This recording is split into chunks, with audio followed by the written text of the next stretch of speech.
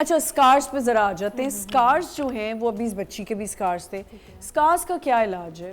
देखिए, स्कार्स का इलाज ये है कि जब आपके एक्ने बने तो आप उसको पहले तो हाथ ना लगाएं और एक्ने की ट्रीटमेंट के साथ साथ स्कार्स की ट्रीटमेंट स्टार्ट कर दें। उसमें है माइक्रो नीडलिंग, बिल्कुल initially start from micro needling.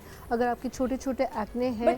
But अब मुझे बताएं, इज़ इट सेफ कि आप छोटी लड़कियां अंडर 18 अपने मुंह पे लेज़र करवाएं या ऐसे माइक्रो? देखिए, जो पिट्स बन जाते हैं वो ज़्यादा बुरे लगते हैं, क्योंकि देखिए स्कार मार्क्स ख़त्म नहीं होते। अगर एक दाना है तो उसका स्कार मार्क 6 वीक्स तक रहता है और 6 वीक्स के बाद दोबारा बन जाता है दाना, तो वो पूरे फेस पे जो स्कार मार्क्स नज़र आते हैं, दे लुक रियली बैड।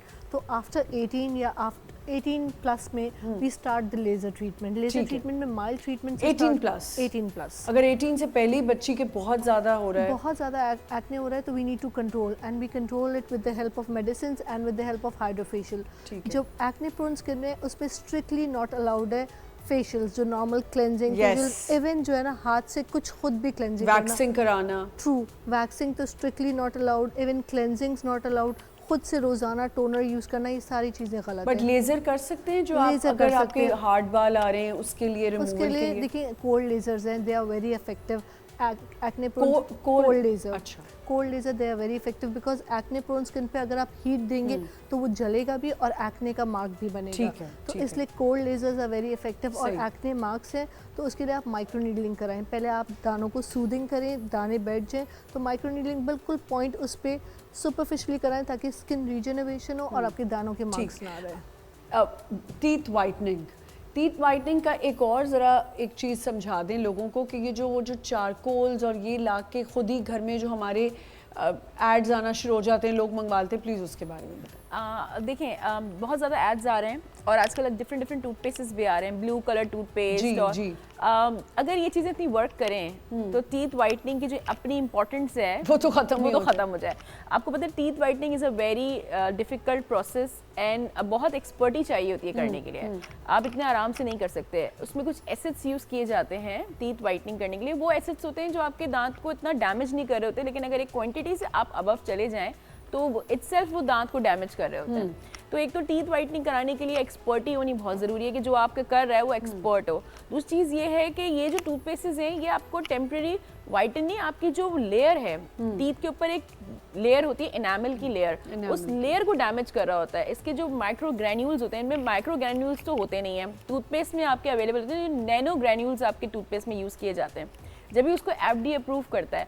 यहाँ पे जो ये पाउडर्स आ रहे हैं, इन पाउडर्स के अंदर जो ग्रैन्यूल्स हैं वो दांत के अपर लेयर को डिस्ट्रॉय कर रही है।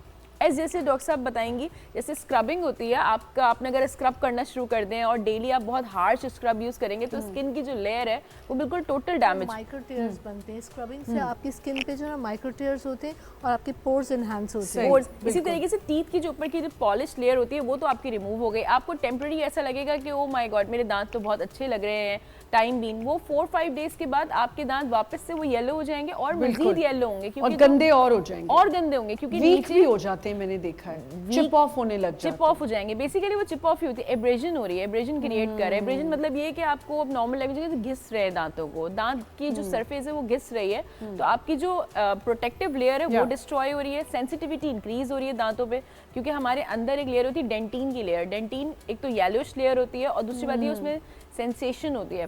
तो एक तो आप अपने दांत को एक्सपोज कर रहे हैं सेंसेशन के साथ और अपनी लेयर को भी डैमेज कर रहे हैं। तो मैं लोगों को मना करती हूँ कि प्लीज ऐसे टूथपेस्ट जो है वो ना यूज करें। बिल्कुल। फ़हीम, आप कुछ कह रहे हैं? तो हमारे बाल भी बिल्कुल और बिल्कुल सॉफ्ट लुक्स है, आप देख सकते हैं, बिल्कुल कोई हेवी लुक्स नहीं है बिल्कुल। और ग्लोई हमने थोड़ा ट्राई किया है कि हम स्किन पे थोड़ा सा ग्लोई लुक्स फेस पर आए बिल्कुल सही। तो ग्लोई तो आ रहा है, ठीक है, इतना तो अच्छा लगता है। तो ये बिल्कुल सॉफ्ट लुक में आपका मेकअप आएगा बिल्कुल ठीक है, बिल्कुल सही है, डन हो गई। अच्छा, you were talking about wellness also. अच्छा, मुझे एक और चीज़ पूछनी है जो मुझे एकदम से याद आया है कि अगर आप बहुत ज़्यादा क्लेंजिंग करते हैं तो उससे तो नहीं अफेक्ट आता कि आपका जल्दी ख़त्म हो जाता है ब्राउज या आपका परमानेंट मेकअप कोई भी चीज़ की भी है? So I mean it depends. हम यूजुअली लोगों को यही बोलते हैं, if you want it to last longer just avoid any sorts of chemicals on your brows. उसके दो रीजंस है, एक ऑब्वियसली फेड ऑफ और दूसरा because when you use chemicals it will actually change the color of the tattoo. So उन दोनों चीज़ों को prevent करने के लिए हम बस बोलते हैं just go around it, right? It's really easy. Whatever you're putting on your face, just go around it. One thing that's actually good and what we discussed before was the sunblock.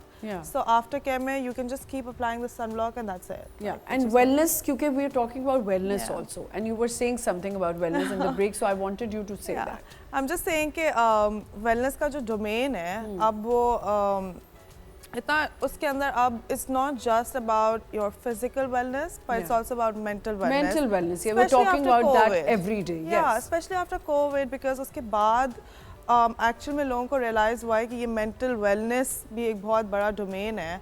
And it's all connected. Everything is connected. Beauty is connected to wellness. Everything. I said it in the morning कि when you know आपकी mental health अच्छी होगी ना तो आपका makeup करने को भी दिल चाहेगा, आपकी स्किन पे भी वो शो होगा, आपके दांतों में भी शायद शो हो जाए क्योंकि आप खुद हाइजीन की तरफ जाएंगे. अच्छा, एक बहुत बड़ा मसला कि माउथ ब्रेथ जो आपकी होती है वो आप कुछ भी करे होते हो वो सही नहीं हो रही होती, उसकी क्या वजह होती है? एक्चुअली जो बैड ऑर्डर्स उसको बोलते हैं, बैड ऑर्डर बेसिकली उसके कुछ रीजंस हैं. एक रीज़न सबसे बड़ा ये है, आपने देखा होगा बहुत फेमस टूथपेस्ट ब्रांड है, वो जब भी दिखाते हैं कि ब्रश करे थे ब्लड आना शुरू हो गया, ब्रश किया तो स्पिट किया तो ब्लड आया.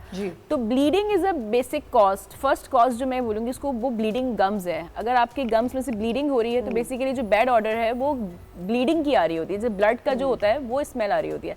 लेकिन लोगों को ऐसा आइडिया नहीं होता, वो क्या करेंगे कि नॉर्मली कार्डेमम मुंह में ले लिया, उन्होंने कोई माउथ फ्रेशनर ले लिया, वो चीज़ें लेंगे, च्युइंग गम इस्तेमाल कर ली, कोई गम ले ली, लेकिन वो बैड ऑर्डर की तरफ जा नहीं रहे होते. तो अगर आपको बैड ऑर्डर का प्रॉब्लम हो रहा है, सबसे पहले आप किसी डेंटिस्ट के पास जाएं और आप ये चेक करें कि आपको ब्लीडिंग तो नहीं होती है कहीं से. अगर आपके माउथ में ब्लीडिंग हो रही है, आपके गम्स में ब्लीडिंग हो रही है, बेसिकली क्या होता है हमारे दांतों के ऊपर कैलकुलस जो गंदगी होती है वो जम रही होती है. गंदगी जमने की वजह से इन्फेक्शंस हो रहे होते हैं गम्स में. वंस इन्फेक्शन होगा तो ब्लीडिंग गम्स होगी, तो it's a series of disease. तो अगर आपको ब्लीडिंग हो रही है तो जस्ट चेक योर गम्स कि गम्स के साथ क्या प्रॉब्लम है. फर्स्ट चीज़ ये हो गई. सेकेंड चीज़ ये कि आपकी गट हेल्थ जो होती है वो भी बहुत इम्पोर्टेंट. तो कुछ लोगों को रिगर्जिटेशन होती है, यानी कि तेजाबियत मुंह में आना. बिल्कुल बैठे बैठे. अच्छा, बहुत देर अगर डाइटिंग वाले लोग हैं वो कुछ भी नहीं कर रहे तो उनके भी हो जाता है. उनके भी हो जाता है. या अगर आप ओवर फूड ले रहे हैं या आप डाइट कर रहे हैं, दोनों चीज़ों में, क्योंकि हमारी स्टमक में एसिड है. ओवर प्रोडक्शन ऑफ एसिड यानी ओवर प्रोडक्शन ज़्यादा खाने की वजह से भी हो सकता है और ना खाने की वजह से भी हो सकता है. तो दोनों रीजंस में अगर ओवर प्रोडक्शन ऑफ एसिड है तो वो आपके माउथ में आएगा. डॉक्टर साहब आप लोग भी एग्री करेंगे इस बात से कि अगर वो आपके बार बार मतलब मुंह में आ रहा है, एसिड आ रहा है, तो वो एसिड एक तो आपके दांतों की लेयर को डिस्टर्ब करेगा क्योंकि वो एसिड है और आपके दांत कैल्शियम से बने हुए होते हैं. तो कैल्शियम और एसिड का एक ऐसा कॉम्बिनेशन बनता है कि जैसे ही एसिड अटैक करेगा किसी भी कैल्शियम की चीज़ पे, मार्बल हो या कोई भी चीज़ हो, फौरन वहाँ से लेयर को शेड आउट करना शुरू करेगा. सेकेंड चीज़ ये कि उस बार बार एसिड आने की वजह से आपके मुंह में से स्मेल आने का प्रॉब्लम बहुत ज़्यादा होता है. तो ये कोई ऐसी चीज़ नहीं है कि मुंह में से स्मेल आ रही है, इट्स ओके, आपने mouth freshener, you have to go to the doctor. First आप डेंटिस्ट के पास जाएं. अगर डेंटिस्ट कोई सोल्यूशन ना निकाले, it means your gums are okay, healthy हैं और कोई ब्लीडिंग नहीं है. सेकेंड चीज़ ये है कि गो टू द फिजिशियन. तो वहाँ पे अपने आप को चेकअप ज़रूर कराएं. ठीक है. अच्छा, एक और चीज़ भी लोगों ने जो है अब ट्रांसपेरेंट रिटेनर्स जो आ गए हैं उसके बारे में भी थोड़ा सा प्लीज. देखिए, transparent retainers are the substitute of braces. पहले ब्रेसेस लगाते थे, अब मैं मीडिया में हूँ, मैं बैंक में जॉब कर रही हूँ या मैं किसी ऐसी जगह पे हूँ जहाँ पे मेरा रोज़ इंट्रैक्शन है लोगों के साथ, मैं नहीं चाहती कि मैं ब्रेसेस लगाऊँ. अब ब्रेसेस बेसिकली टीन एज में तो यू कैन बेयर इट कि मैं टीन एज में हूँ, स्कूल कॉलेज जा रही हूँ, ब्रेसेस इज अ फैशन. एक टाइम पे बड़ा फैशन भी था कि हर स्कूल के बच्चे के ब्रेसेस लगे हुए हैं, तो वहाँ तो हम अकोमोडेट कर लेते हैं. वंस मेरी एज ऐसी हो गई है कि अब मैं स्टडीज़ ख़त्म हो गई हैं, now I want to correct my smile, तो यहाँ पर थोड़ा सा बाल अपने माइक से जी अब मैं और ज़्यादा करता. ओके. अच्छा, आप बताओ. नाउ अगर तो आपकी एज ऐसी हो गई है कि now you are in a working, अब आप की इंट्रैक्शन बहुत ज़्यादा है और आप चाहते हैं कि मेरे दांत भी करेक्ट हों, क्योंकि इसी पॉइंट पे आके लोगों को रियलाइज होता है कि बेटर प्रॉपर ब्रेसेस जो हम अक्सर बचपन में लोगों का, ये बच्चों का शौक भी होता था ना कि हमें ब्रेसेस लग जाए. अभी भी है. सोचिए, अभी भी बच्चों को बड़ा शौक होता है. मेरी छोटी बेटी हर वक्त कोई बहाना ढूंढती है ब्रेसेस लगाने का कि मुझे ब्रेसेस लगवा दें. हाँ, मेरी तो फैमिली में जितने बच्चे हैं वो ज़्यादातर आते ही इसलिए कि बस ब्रेसेस लगा दें अगर दांत. क्योंकि बड़ी बहन को ब्रेसेस लगे हुए थे तो अब वो कहती है मुझे, मेरे भी देखे ना मामा, यहाँ से अम्मा मेरे भी दांत जो है ना हैं उसके थोड़े दांत का प्रॉब्लम, बट ऐसा नहीं है कि बस वो मुझे हर रोज जिस दिन कोई शो देख लेती है कहती देखा वो डेंटिस्ट आई थी, आप उनसे पूछ लेती कि मैं फिर ले भी गई उसे, तो उन्होंने कहा बेटा आपने आना है अभी 15 इयर्स में आना है आपने, अभी शी इज टर्निंग 15 इंशाल्लाह, तो वो कहते हैं नहीं अभी नहीं, थोड़ा और वेट